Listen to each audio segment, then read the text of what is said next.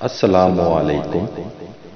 جب سے انسان نے اس سیارہ جسے زمین کہتے ہیں پر قدم رکھا ہے، اس کے ذہن میں ہمیشہ ایسے سوالات جنم لیتے رہتے ہیں۔ میں کون ہوں؟ میری ابتدا کیا ہے؟ میری انتہا کیا ہے؟ میری حقیقت کیا ہے؟ میری پہچان کیا ہے؟ اگر مجھے تخلیق کرنے والا خالق کوئی ہے تو وہ کون ہے؟ اس کی پہچان کیا ہے؟ میرا مقصد حیات کیا ہے؟ ان جوابات کی تلاش کے لیے انسان نے جب بھی کوشش کی تو اللہ تعالیٰ نے اس کی رہنمائی کے لیے ہر دور میں اور اس زمین کے ہر خطہ میں اپنے نبی اور رسول بھیجے جو انسان کو ان سوالات کے جوابات سے مطلع فرماتے رہے، حتیٰ کہ وہ زمانہ آ پہنچا جب روئے زمین کے انسان ایک دوسرے کے اتنے قریب آ گئے کہ دنیا کے ایک سرے پر بیٹھا ہوا انسان دنیا کے دوسرے سرے پر بیٹھے ہوئے انسان سے باخبر رہنے لگا۔ سے وقت میں اللہ تعالیٰ نے اپنے حبیب باعث تخلیق کائنات محمد مصطفیٰ صلی اللہ علیہ وآلہ وسلم کو مبعوث فرما کر بنی نوع انسان پر اپنی رہنمائی کی حجت تمام کر دی۔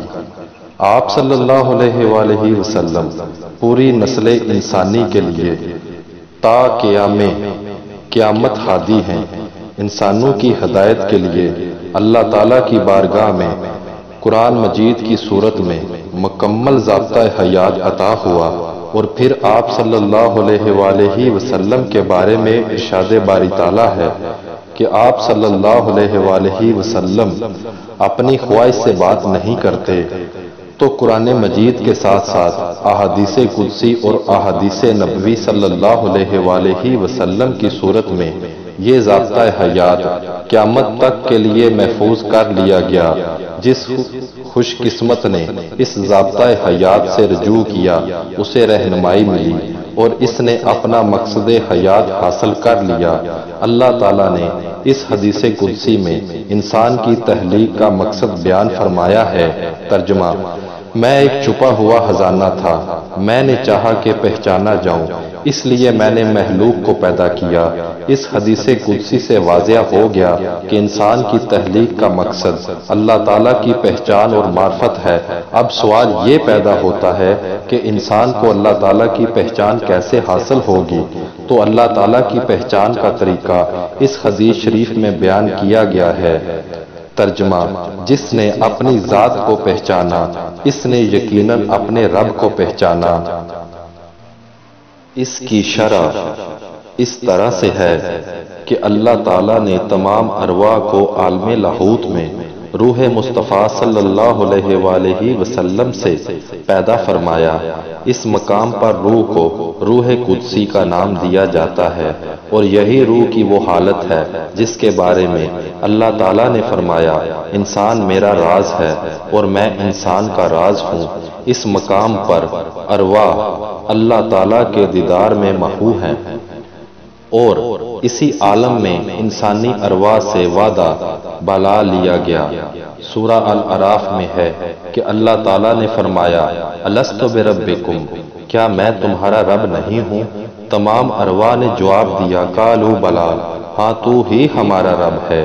علامہ اقبال رحمۃ اللہ علیہ فرماتے ہیں۔ ترجمہ: الست بربکم، آواز کس کے ناز کی حلوت سے بلند ہوئی، اور قالوا بلی کا نغمہ کس کے ساز کے سر سے بلند ہوا۔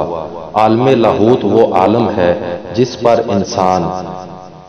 انسانی روح کے سوا تمام مخلوق کا داخلہ ممنوع ہے۔ اسی عالم کی سرحد پر حضرت جبرائیل علیہ السلام نے حضور علیہ السلام سے معراج کی رات فرمایا تھا کہ میں اگر اس مقام سے ذرا سا بھی آگے بڑھوں گا تو جل جاؤں گا۔ پھر اللہ تعالیٰ نے روح کو عالم جبروت میں اتارا اور اسے جبروتی لباس پہنایا، کیونکہ روح جس جہان میں بھیجی جائے گی اسے اس جہان کے لباس کی ضرورت ہوگی۔ یہاں پر روح کا نام روح سلطانی ہوا، پھر اسے عالم ملکوت میں اتارا گیا اور اسے ملکوتی لباس پہنایا گیا۔ یہاں پر روح کا نام روح نورانی ہوا اور پھر اسے بشری جسم میں داخل کیا گیا اور لباس بشر پہنایا گیا۔ جہاں پر روح کا نام روح جسمانی یا حیوانی ہوا، اس لیے فرمایا روح امر ربی ہے، اور اس لیے کہا گیا ہے کہ ہر بچہ فطرت سلیمہ پر پیدا ہوتا ہے، یعنی اس کی روح پاکیزہ اور نور سے منور ہوتی ہے اور لذت دنیا اور علاشات دنیا کی طرف متوجہ نہیں ہوتی۔ اب انسانی عروج یہ ہے کہ وہ روحانی طور پر ترقی کرتا ہوا اپنے اصلی وطن عالم لاہوت کو لوٹ جائے اور اپنی اثر روح یعنی روح قدسی کو حاصل کر کے اس مقام پر انسان کو عرفان نفس حاصل ہو جاتا ہے، اور یہی عروج انسان کا مقصد حیات ہے۔ روح قدسی کو مختلف ناموں سے موسوم کیا گیا ہے۔ بعض صوفیہ کرام نے انسان کو اس روحانی وجود کو باطن اندر کا انسان، روحانی انسان یا انسان کا باطنی وجود کا نام دیا ہے۔ بعض احادیث میں اور صوفیہ کرام نے بھی روح کو قلب، دل یا من کا نام دیا ہے۔ دل، قلب یا من گوشت کا وہ لوتھڑا نہیں ہے جو سینے کے اندر بائیں جانب رکھا ہوا ہے۔ گوشت کا یہ لوتھڑا تو جانوروں اور مردوں کے سینے میں بھی موجود ہوتا ہے اور ظاہری آنکھ سے اسے دیکھا بھی جا سکتا ہے، اور جس چیز کو ظاہری آنکھ دیکھ سکے وہ اس کا تعلق ظاہری دنیا سے ہوا، اور جسے فنا بھی ہونا ہو اسے عالم باطن کی کیا خبر ہو سکتی ہے۔ روح کو یہ نام اصطلاحی طور پر دیا گیا ہے۔ اقبال رحمت اللہ علیہ نے اسے خودی کا نام دیا ہے، اور عرفان نفس کو آپ رحمت اللہ علیہ خودی کی پہچان کا نام سے یاد کرتے ہیں۔ اقبال کے زیادہ تر مفسروں نے خودی کو روح سمجھنے کی بجائے انا سمجھ کر بہت بڑی زیادتی اور غلطی کی ہے۔ انہیں شاید یہ بات سمجھ نہیں آئی کہ انا سے انسان خدا تعالی سے دور اور روح سے قریب ہوتا ہے۔ ویسے علامہ اقبال رحمت اللہ علیہ نے من، دل اور روح کی اصطلاحیں بھی استعمال کی ہیں۔ عام انسان اسے ضمیر کے نام سے بھی موسوم کرتے ہیں۔ جب انسان کوئی گناہ یا غلطی کرتا ہے تو روح ہی اسے ملامت کرتی ہے، کیونکہ گناہ اس کی فطرت میں نہیں۔ انسان کہتا ہے کہ میرا ضمیر مجھے ملامت کر رہا ہے۔ روح کی پہچان کو ہی اصل میں عرفان نفس کہا جاتا ہے، اور یہی دین ہے۔ دین کے معنی ہے جو ہر انسان یعنی روح کی شناخت اور اس کی تکمیل یعنی مرتبہ انسان کی پہچان اور اس کے حصول کا نام دین ہے۔ دوسرے الفاظ میں خود شناسیوں، خود دبینی یوں خود بانی کا نام دین ہے، اور خود شناسی یہ ہے کہ انسان کی تخلیق دو چیزوں سے عمل میں لائی گئی ہے۔ ایک تو ظاہری وجود ہے جسے جسم یا تن بھی کہتے ہیں، اور جسے آنکھ سے دیکھا اور ہاتھوں سے چھوا جا سکتا ہے، اور دوسری چیز باطن ہے جسے روح، باطن یا دل کہتے ہیں، جس کا ذکر اوپر ہوا ہے۔ اسے نہ تو ظاہری آنکھوں سے دیکھا جا سکتا ہے اور نہ ہی ظاہری ہاتھوں سے چھوا جا سکتا ہے، اسے صرف باطن ہی کی آنکھ سے دیکھا جا سکتا ہے۔ عارفوں کی اصطلاح میں انسان کے اس باطنی اور اصلی وجود کو قلب، دل، من یا روح کہتے ہیں، اور اس کا تعلق اس ظاہری جہان سے ہرگز نہیں بلکہ اس کا تعلق عالم غیب سے ہے۔ اس سے یہ ظاہری جسم چھن بھی جائے تو اس کو قائم رہنا ہے اور اسے فنا نہیں ہے۔ معرفت الہی اور جمال خدا بندی کا مشاہدہ اس کی خاص صفت ہے۔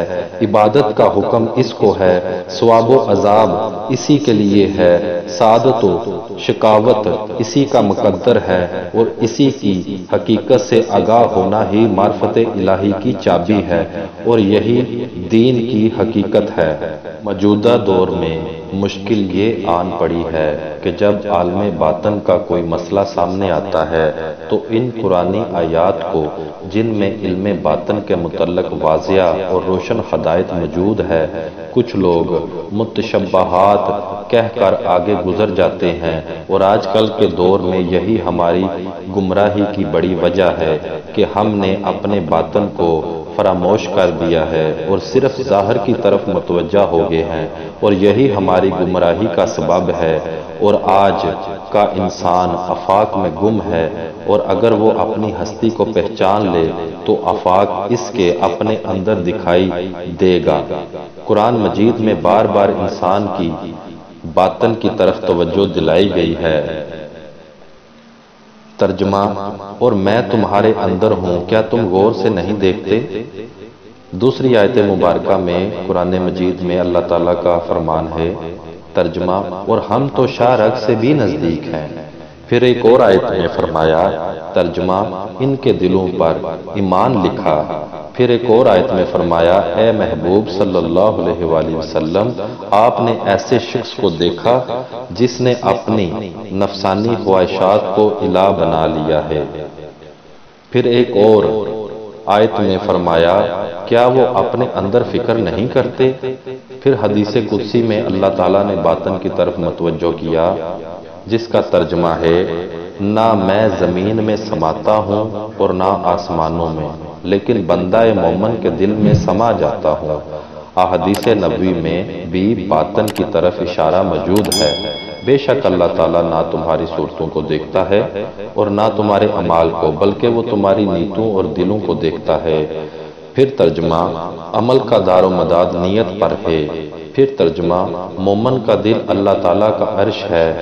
ایسی بے شمار آیات و احادیث موجود ہیں جن میں قلب و باطن کی طرف بندے کی توجہ دلائی گئی ہے، جو تحیل و تصور کا مرکز ہے، اور اسی قلب و باطن میں ایمان ٹھہرایا گیا ہے، جیسا کہ اللہ تعالیٰ نے فرمایا۔ ترجمہ: ان کے دلوں پر ایمان لکھا۔ شیطان لعین بھی اسی باطن میں وسوسے چھوڑتا ہے۔ پھر فرمایا، وہ لوگوں کے سینوں میں وسوسے ڈالتا ہے۔ دنیا میں جہاں کہیں بھی کوئی شناسائے حقیقت راز پنہا سے واقف ہستی یا کوئی مفکر پیدا ہوا، اس نے اسی حقیقت کا پردہ ضرور فاش کیا ہے کہ عرفان نفس سے ہی اصل آگاہی حاصل ہوتی ہے، اور اس قرآنی حقیقت سے ضرور پردہ اٹھایا ہے کہ نہ صرف خدا اور اس کی تخلیق کردہ یہ عالم ہی بلکہ پوری کائنات یعنی تمام عالمین انسانی قلب میں لطیف صورت میں موجود ہے۔ یہ کوئی محض فلسفیانہ اصول نہیں جو ذہنی لطف یا دماغی کثرت کی تشویق کے لیے کھڑا گیا ہو، یہ زندگی کی وہ حقیقت ہے جو قرآن و حدیث، انبیاء کرام اور فقراء کاملین کی تعلیمات اور تجربے کی مضبوط بنیاد پر کھڑی ہے۔ مولانا روم رحمۃ اللہ علیہ اس حقیقت سے پردہ اٹھاتے ہوئے انسان سے فرماتے ہیں کہ شکل سے تو جہان صغیر ہے مگر حقیقت میں تو جہان کبیر ہے۔ پھر فارسی میں شعر فرمایا۔ ترجمہ: انسان جسمانی حواس کے نظریہ سے حقیر و ہیچ ہے مگر باطن میں عالم عظیم ہے۔ خواجہ حافظ رحمۃ اللہ علیہ فرماتے ہیں، فارسی کا شعر جس کا ترجمہ ہے، اے حافظ یار دن رات ہمارے ساتھ ہے، جیسے زندگی ہماری رگ و پے میں ہے۔ حضرت بو علی قلندر رحمۃ اللہ علیہ فرماتے ہیں، ترجمہ: یار تیرے اندر ہے تو کیوں بے خبر ہے۔ امام غزالی رحمۃ اللہ علیہ فرماتے ہیں، اے انسان تجھ سے قریب ترین اگر کوئی چیز ہے تو تیری اپنی ہی ذات ہے۔ اس لیے اگر تو اپنے آپ کو نہیں پہچانتا تو کسی دوسرے کو کیوں کر پہچان سکے گا۔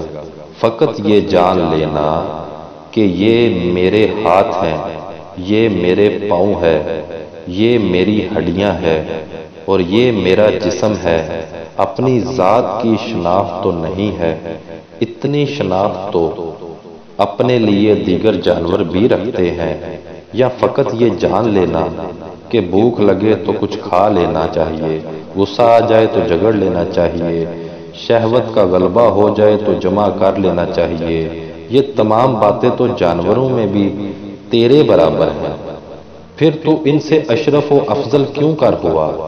تیری ذات کی معرفت و پہچان کا تقاضا یہ ہے کہ تو جانے کہ تو خود کیا ہے، کہاں سے آیا ہے اور کہاں جائے گا، اور جو تو آیا ہے تو کس کام کے لیے آیا ہے، تجھے پیدا کیا گیا ہے تو کس غرض کے لیے پیدا کیا گیا ہے، تیری نیک بختی و سعادت کیا ہے اور کس چیز میں ہے، تیری بدبختی و شقاوت کیا ہے اور کس چیز میں ہے، اور یہ صفات جو تیرے اندر جمع کر دی گئی ہیں، اور ان میں سے بعض صفات حیوانی ہے، بعض وحشی درندوں کی، بعض شیطانی، بعض جناتی اور بعض ملکوتی ہیں، تو ذرا غور تو کر کے تو ان میں سے کون سی صفات کا حامل ہے، تو ان میں سے کون ہے، تیری حقیقت ان میں سے کس کے قریب تر ہے، اور وہ کون کون سی صفات ہیں جن کی حیثیت تیرے باطن میں غریب و اجنبی اور عارضی ہیں۔ جب تک تو ان حقائق کو نہیں پہچانے گا، اپنی ذات کی شناخت سے محروم رہے گا اور اپنی نیک بختی و سعادت کا طلبگار نہیں بنے گا، کیونکہ ان میں سے ہر ایک کی غذا الگ علیحدہ ہے اور سعادت بھی الگ الگ ہے۔ چوپایوں کی غذا اور سعادت یہ ہے کہ کھائیں پیئیں سوئیں اور مجامت میں مشغول رہیں۔ اگر تو بھی یہی کچھ ہے تو دن رات اسی کوشش میں لگا رہے کہ تیرا پیٹ بھرتا رہے اور تیری شہوت کی تسکین ہوتی رہے۔ درندوں کی غذا اور سعادت لڑنے بھڑنے مرنے مارنے اور غلیظ و غضب میں ہے، شیطانوں کی غذا اور سعادت شر انگیزی اور مکروہ و حیلہ سازی میں ہے۔ اگر تو ان میں سے ہے تو ان ہی جیسے مشاغل اختیار کر لے تاکہ تو اپنی مطلوبہ راہ تو نیک بختی حاصل کر لے۔ فرشتوں کی غذا اور سعادت ذکر و تسبیح و طواف میں ہے، جبکہ انسان کی غذا اور سعادت قرب الہی میں اللہ تعالیٰ کے انوار جمال کا مشاہدہ ہے۔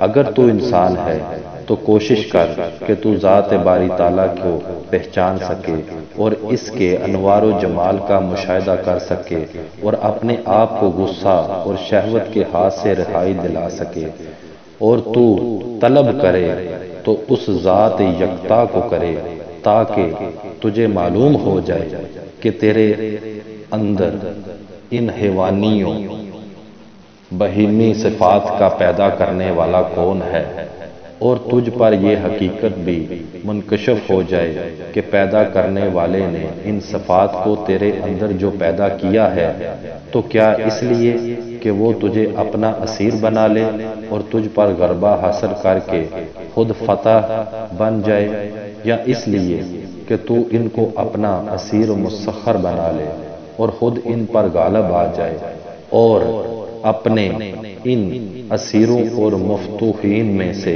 کسی کو اپنے سفر کا گھوڑا بنا لے اور کسی کو اپنا اسلحہ بنا لے، تاکہ یہ چند دن جو تجھے اس منزل گاہ فانی میں گزارنا ہے ان میں سے اپنے ان غلاموں سے کام لے کر اپنی سعادت کا بیج حاصل کر سکے، اور جب سعادت کا بیج تیرے ہاتھ آ جائے تو تو ان کو اپنے پاؤں تلے رونتا ہوا اپنی اس قرارگاہ سعادت میں داخل ہو سکے جسے حواس کی زبان میں حضور حق کہا جاتا ہے۔ یہ تمام باتیں تیرے جاننے کی ہیں، جس نے ان کو نہ جانا وہ راہ دین سے دور رہا اور لا محالہ دین کی خدمت سے حجاب میں رہا۔ شیخ اکبر محی الدین ابن عربی رحمۃ اللہ علیہ فرماتے ہیں، اے طالب تو پہچان اپنی ذات کو، اور کون ہے تو اور کیا ہے، تیری حقیقت اور کیا ہے، تیری نسبت حق تعالیٰ کی طرف، اور کس وجہ سے تو حق ہے اور کس وجہ سے تو عالم جہان ہے۔ سلطان العارفین حضرت صحیح سلطان بہو رحمۃ اللہ علیہ اور حقیقت انسان تمام عارفین اور فقراء کی طرح حضرت صحیح سلطان بہو رحمۃ اللہ علیہ بھی انسان کو اپنے من میں جھانکنے اور اپنی ذات پر غور کرنے کی تلقین کرتے ہیں۔ آپ رحمۃ اللہ علیہ چونکہ صوفیاء کرام میں عظیم مرتبہ کے حامل اور سلطان الفقر کے مرتبے پر فائز ہیں، اس لیے آپ رحمۃ اللہ علیہ کا اندازہ بھی سب سے منفرد اور جداگانہ ہے۔ سلطان العارفین حضرت صحیح سلطان باہو رحمۃ اللہ علیہ کی تمام تر تعلیمات ہوا نثر کی شکل میں ہو یا شاعری کی شکل میں قرآن و حدیث کی خوبصورت شرح ہے۔ آپ رحمۃ اللہ علیہ قرآن پاک کی اس آیت کہ اللہ شارک سے نزدیک ہے کا حوالہ دے کر فرماتے ہیں کہ اسی ہستی کی تلاش کے لیے پہلے اپنے اندر رسائی ضروری ہے۔ اپنے باطن کے اندر اللہ تعالیٰ کی موجودگی پر زور دیتے ہوئے فرماتے ہیں کہ اس کے لیے لفظ نزدیک کا استعمال بھی موضوع نہیں ہے، کیونکہ یہ لفظ بھی علیحدگی اور دوئی کا مظہر ہے، بلکہ وہ ہی تو ہماری ہستی، ہماری حقیقت ہے۔ آپ رحمۃ اللہ علیہ فرماتے ہیں، ترجمہ: اللہ پاک کی ذات شارک سے بھی قریب ہے، مگر تو اندھا ہے اور لقائے خدا تیرا مقدر نہیں ہے۔ حضرت صحیح سلطان باہو رحمۃ اللہ علیہ حدیث پاک کی شرح میں فرماتے ہیں، جان لے کہ نفس امارہ کی قوت و غذا گناہ و معصیت ہے، بلکہ یوں ہی کہ نفس امارہ کا تو پیشہ ہی گناہ و معصیت ہے۔ اگر آدمی رات دن نماز و روزہ جیسی اطاعت و بندگی میں مشغول رہے اور ہمیشہ قائم اللیل و صائم الدہر رہے تو اس کے باوجود بھی نفس امارہ گناہ سے باز نہیں آتا کہ اس کی تو حصلت ہی گمراہی ہے۔ آدمی چاہے رات دن مسائل فقہ کے مطالعہ میں مشغول رہے یا ریاضت تقوی و تلاوت قرآن اور نص و حدیث کے مطالعہ میں مصروف رہے، نفس امارہ گناہوں سے باز نہیں آتا کہ اس کا یارانہ نفس و شیطان سے ہے۔ آدمی چاہے خانہ کعبہ کا طواف و حج کرتا رہے یا میدان جنگ میں جہاد و قتال کرتا رہے یا ذکر و فکر، مراقبہ، محاسبہ، مکاشفہ، کشف القلوب، کشف القبور کے مراتب حاصل کر کے غوث و قطب بن جائے، نفس امارہ گناہوں سے باز نہیں آتا، بلکہ ہر وقت گناہوں کی طرح مائل رہتا ہے کہ اس کی نظر ہمیشہ مردار گناہ پر لگی رہتی ہے۔ لیکن جب تصور اس میں اللہ ذات سے اس کے دل میں قرب و وصال الہی کی تجلیات کا شعلہ بھڑکتا ہے تو وہ وحدانیت نور حضور کے دریا میں غرق ہو کر عارف باللہ، فنا فی اللہ کے انتہائی مقام پر پہنچ جاتا ہے۔ اس مقام پر نفس امارہ عاجز ہو کر گناہوں سے رک جاتا ہے اور اسے قدرت الہی کی طرف سے بے کام و بے زبان الہامات کے ذریعے حکم ہوتا ہے کہ نفس امارہ حیا کر اور با ادب ہو جا۔ قدرت الہی کے ان الہامات کو سن کر نفس امارہ تائب ہو جاتا ہے اور مسلمان ہو کر صحیح اقرار و قلبی و تصدیق کے ساتھ کلمہ طیبہ لا الہ الا اللہ محمد رسول اللہ پڑھ لیتا ہے اور گناہوں سے توبہ کر کے نفس مطمئنہ بن جاتا ہے۔ پھر وہ طلب راستی میں دین محمدی صلی اللہ علیہ وآلہ وسلم قبول کر کے منتہی ولی اللہ بن جاتا ہے۔ معرفت الہی کے اس انتہائی مقام پر وہ من عرف نفسہ کا مصداق بن کر اپنے نفس کو پہچان لیتا ہے تو اسے اپنے رب کی پہچان اس علامت سے ہو جاتی ہے کہ اس کے نفس پر الہامات ربانی کا نزول شروع ہو جاتا ہے، کیونکہ مقام معرفت پر پہنچ کر نفس میں کوئی نفسانی و شیطانی باقی نہیں رہتی۔ اس کے بعد اگر تمام خور و قصور، نعمت ہے بہشت و تمام زینت دنیا نفس کے گر جمع ہو جائیں تو وہ اسے اختیار نہیں کرتا۔ حضور علیہ الصلوۃ والسلام کا فرمان ہے، حدیث پاک کا مفہوم و ترجمہ: جس نے اپنے نفس کو پہچان لیا بے شک اس نے اپنے رب کو پہچان لیا۔ امت محمدی صلی اللہ علیہ وآلہ وسلم کو یہ خطاب اس لیے کیا گیا ہے کہ اس سے آدمی کے احوال اس کے سامنے آ جاتے ہیں، پھر اس کا نفس ہوا نفسانی خواہشات سے اور دل گناہوں سے مطلق و بیزار ہو جاتا ہے۔ بندے کو بندگی کے لیے پیدا کیا گیا ہے، بندگی کے بغیر بندے کی ساری عمر محض شرمندگی ہے۔ دل انسانی جسم میں ایک وسیع اور عظیم و شان نوری جوہر اور آئینہ حق نما ہے، جو اللہ تعالیٰ کے ذاتی نور سے منور ہوتا ہے، اور تمام کائنات اسی میں رائی کے دانے کے برابر نظر آتی ہے۔ حضرت صحیح سلطان باہو رحمۃ اللہ علیہ کا نقطہ نظریہ ہے کہ دل میں معرفت الہی سے ایسی کیفیت پیدا ہو جاتی ہے جس سے دونوں جہان کی کل کیفیات دل میں سما جاتی ہے، اور صاحب نظر دل کی آنکھوں سے اس کا صاف نظارہ کرتا ہے، اور عاشق الہی تو ہمیشہ ہی اپنے دل کی جانب متوجہ رہتا ہے۔ آپ رحمۃ اللہ علیہ فرماتے ہیں، قلب ایک نہایت وسیع ولایت اور ملک عظیم ہے، دونوں جہان اور تمام مخلوق اس میں سما سکتے ہیں، لیکن قلب دونوں جہانوں میں نہیں سما سکتا۔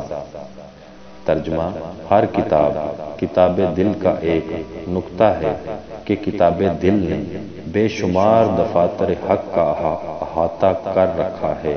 حضرت صحیح سلطان باہو رحمۃ اللہ علیہ شرح دل اور حقیقت دل کے بارے میں فرماتے ہیں، دل کسے کہتے ہیں اور قلب کسے سما جاتا ہے؟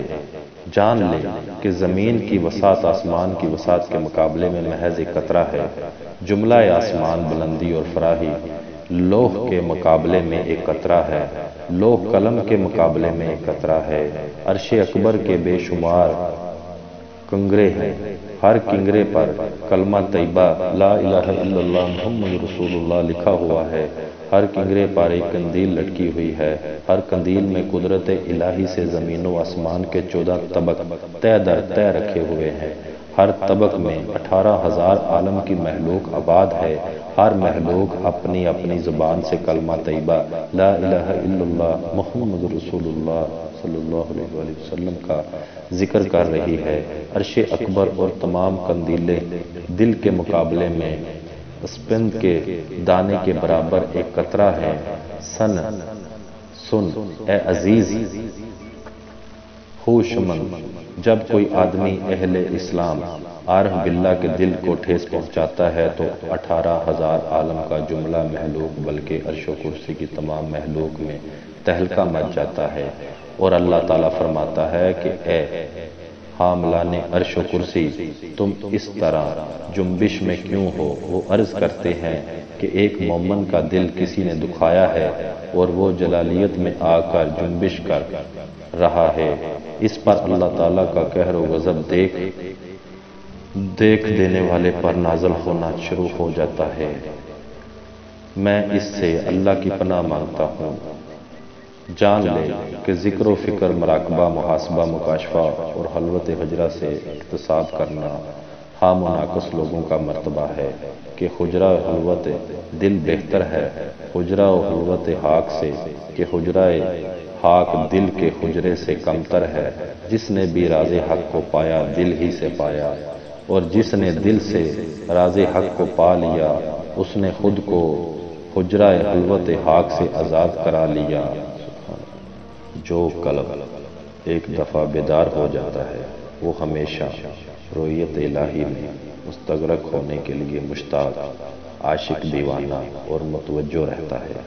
حقیقت تک پہنچنے کا راستہ انسانی قلب میں ہے، اور انسانی جسم میں یہی وہ جگہ ہے جہاں ذات الہی کے جلوے نظر آتے ہیں، اور اگر قلب انسان پر سے زنگ اتر جائے اور حجابات کے دور ہونے کے بعد یہ صاف ہو جائے تو فطرت انسانی قلب کے واسطے سے وجدان حقیقی تک جا پہنچتی ہے۔ گویا قلب انسان کی روحانی کیفیت کا مرکز ہے۔ اگر یہ درست ہے تو جو اعمال بھی سرزد ہوں گے وہ درست ہوں گے، اور اگر یہ مرکز سیاہ ہو جائے اور اپنی جگہ سے ہل جائے تو روحانی اقتدار تباہ ہو جاتی ہے۔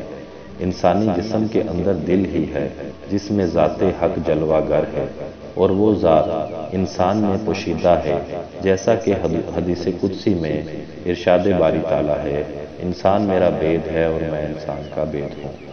اس حقیقت سے واقفان حقیقت یا طالب صادق ہی واقف ہوتے ہیں۔ عقل بیدار میں حضرت صحیح سلطان بہو رحمۃ اللہ علیہ دل کی حقیقت بیان کرتے ہوئے لکھتے ہیں، میں نے اپنے دل میں قبلہ دیکھا اور حق کا دیدار کیا، اور پھر خدا کے سامنے سر سجود ہو گیا۔ دل وجود کے اندر اللہ کا ایک خزانہ ہے، اہل دل محمود ہیں، اور اس کی نمود میں بھی محمود سے ہی ہے۔ خطرات کے باعث دل شیطان کا گھر بن جاتا ہے، اور اہل معرفت کا دل پر نور ہوتا ہے۔ دل ایک لطیفہ ہے اور اپنی لطافت کے باعث خدا سے ملتا ہے، اور دل و وحدت اور حق کی بقا کا ایک راز ہے۔ دنیا کے طالب اہل دل نہیں ہوتے، وہ سراسر بے حیا، روسیا اور شرمندہ ہوتے ہیں۔ باہو رحمت اللہ علیہ اس شخص کا دل، دم اور روح ایک ہو جاتے ہیں جو ایک اللہ کا سجدہ اور نماز صبح شام ادا کرتا ہے۔